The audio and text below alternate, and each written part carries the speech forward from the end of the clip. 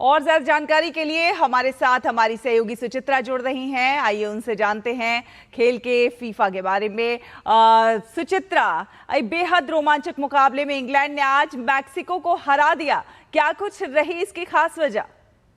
जी बिल्कुल शैला, इंग्लैंड की अगर इस जीत की बात करें तो एक ऐतिहासिक जीत रही। इंग्लैंड ने मैक्सिको सिटी के एस्टेका स्टेडियम में हराया। ये जो एस्टेका स्टेडियम है इसे मैक्सिको का अभेद किला माना जाता था।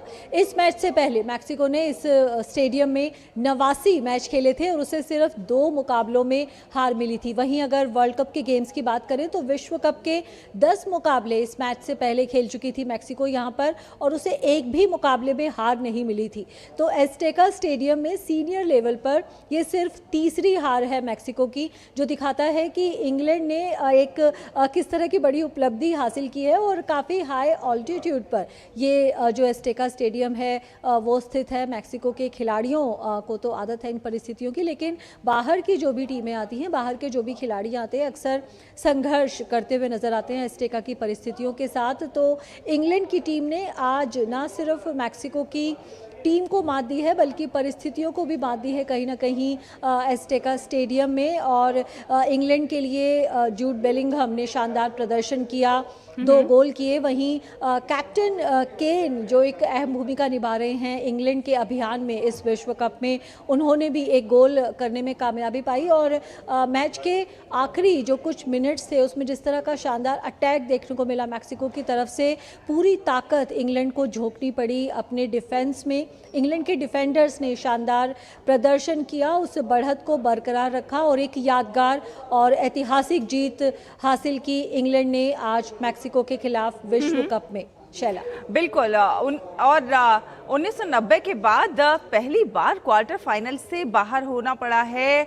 क्या ब्राजीलियाई फुटबॉल के लिए ये एक तरह से खतरे की घंटी के तौर पे देखा जाए? ब्राजील का वर्ल्ड कप से बाहर होना भी एक बड़ी खबर है।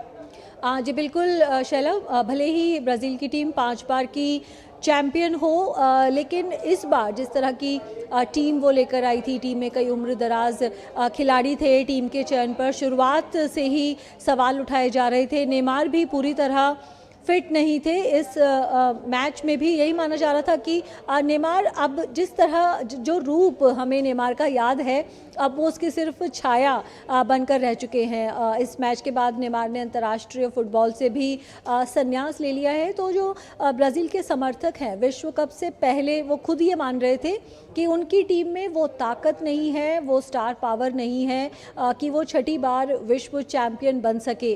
तो ये तो माना जा रहा था कि ब्राज़ील का विश्व कप जीतना मुश्किल है, लेकिन इतनी जल्दी बाहर हो जाएंगे ये भी किसी ने सोचा नहीं था। लेकिन यहाँ पर हम कह सकते हैं कि पूरी तरह से अर्लिंग हालांड जो है भारी पड़े हैं ब्राज़ील की टीम पर, क्योंकि अर्लिंग हालांड अगर आज के दौर के स्ट्राइकर्स की बात करें, सबसे तेज़ औसत के साथ वो गोल कर रहे हैं। गोल मशीन उन्हें कहा जाता है और दुनिया की किसी भी टीम के लिए उन्हें गोल करने से रोकना एक बड़ी चुनौती रहता है।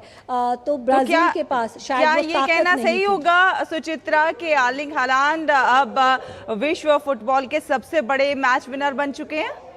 जी बिल्कुल, अगर मैच विनर्स की बात करें इस विश्व कप की, अगर बात करें गोल्डन बूट की रेस में एम्बापे, मेसी, अर्लिंग हालांड तीनों के साथ गोल हो चुके हैं। तो मेसी और एम्बापे तो हम जानते ही हैं, अपना नाम लिखवा चुके हैं greatest footballers of all time की लिस्ट में। तो अर्लिंग हालांड भी कहीं ना कहीं उसी लीग में शामिल है। फ्रांस और अर्जेंटीना के बारे में ये अलग बात है कि उनके पास एक पूरी मजबूत टीम है, लेकिन अगर अर्लिंग हालांड की बात करें, पहली बार वो फुटबॉल विश्व कप में खेल रहे हैं। नॉर्वे की जो टीम है, फ्रांस और अर्जेंटीना के टीम की जैसी मजबूत टीम कभी नहीं रही। नॉर्वे ने लंबे समय बाद यहाँ पर वापसी की है विश्व कप में, और अर्लिंग हालांड पहली बार विश्व कप में खेल रहे हैं।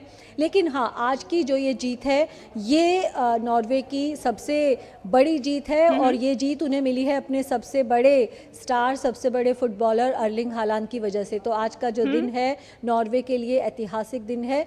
एक शानदार जीत उन्हें मिली है, ग्रेटेस्ट विन कहा जा रहा है नॉर्वे की, जो उनके ग्रेटेस्ट फुटबॉलर ने उन्हें दिलवाई है। तो हालांड बनाम मेसी बनाम एम्बाप्पे, गोल्डन बूट की रेस में देखा जाए तो किसका पलड़ा ज्यादा भारी?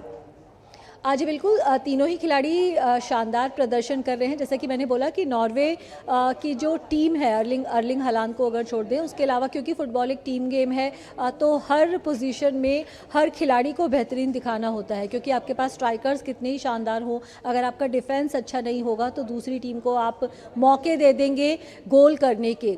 तो एम्बापे और मेसी का जो पलड़ा है वो इसलिए भारी हो जाता है कि वो खुद तो बेहतरीन फॉरवर्ड हैं ही, खुद बेहतरीन स्ट्राइकर हैं ही, लेकिन उनके पास जो बाकी टीम है वो भी मजबूत है। और उसमें भी इस बार एम्बापे और मेसी की तुलना में, फ्रांस और अर्जेंटीना की तुलना में जो फ्रांस का पलड़ा है वो ज़्यादा भारी बताया जा रहा है, क्योंकि फ्रांस के जो टीम के बाकी खिलाड़ी हैं उनके अंदर भी वो काबिलियत है, एक एबल सपोर्ट वो प्रोवाइड कर रहे हैं एम्बापे को टीम के सभी खिलाड़ियों की तरफ से पूरा सहयोग मिल रहा है। तो इस बार लग रहा है कि गोल्डन बूट की जो रेस है उसमें एम्बापे भारी पड़ेंगे मेसी और अर्लिंग हालांड पर। शैला, अगर हम ब्राजील के वर्ल्ड कप से बाहर होने की बात देखें तो उसमें क्या कुछ कारण रहे, पेनल्टी मिस या फिर कमजोर फिनिशिंग? आज बिल्कुल जो एक पेनल्टी मिस की ब्राज़ील ने, वो तो एक बड़ा कारण रही ही, क्योंकि इस तरह की जब पेनल्टी मिलती है, जिस तरह के स्किल्स हो गए हैं आज ज़्यादातर मौक़ों पर जो खिलाड़ी हैं वो काफ़ी अहम हो जाता है कि आप किस खिलाड़ी को वो पेनल्टी दे रहे हैं। तो ये भी सवाल उठाया जा रहा है कि क्या विनीशियस जूनियर को वो पेनल्टी लेनी चाहिए थी, तो किस खिलाड़ी को आप पेनल्टी दे रहे हैं, ये भी एक बड़ा सवाल हो जाता है, क्योंकि एक 1-to-1 मुकाबला हो जाता है गोलकीपर और उस खिलाड़ी के बीच में। और जिस तरह के टैक्टिक्स हमने देखे हैं जो खिलाड़ी अपनाते हैं पेनल्टी के ज़रिए गोल करते हुए, तो वो कहीं ना कहीं कंफ्यूज करने की कोशिश करते हैं गोलकीपर को। अक्सर हम देखते हैं कि गोलकीपर को लगता है कि लेफ़्ट साइड में गेंद आएगी, गोलकीपर की जो डाई है वो लेफ़्ट साइड में होती है, लेकिन जो स्ट्राइक है वो राइट साइड में जाती है। या फिर आप उतनी तेज़ गति से, एक लाइटनिंग स्पीड के साथ आप गेंद को स्ट्राइक करें कि चाहे गोलकीपर ने जो दिशा है वो भी सही जज की हो, लेकिन उसके बावजूद वो आपकी जो गेंद की जो गति है उसे ना पकड़ पाए, तेज़ गति से जा सके। तो कहीं ना कहीं चूक हुई ब्राज़ील से उस पेनल्टी के लिए खिलाड़ी को चुनते हुए, और वहाँ पर भी खिलाड़ी से भी कहीं ना कहीं चूक हुई। जिस तरह की टैक्टिक उसे अपनानी चाहिए थी, या शायद जो स्पीड उन्हें अपनानी चाहिए थी वो उन्होंने नहीं अपनाई।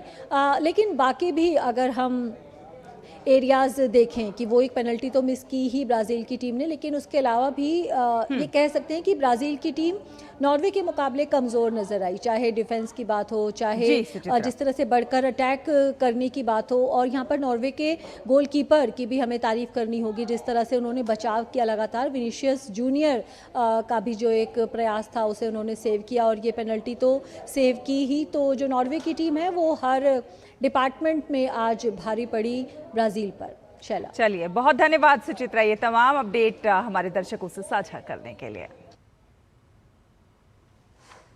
और फिलहाल एक छोटा सा ब्रेक, आप देखते रहिए DT न्यूज़।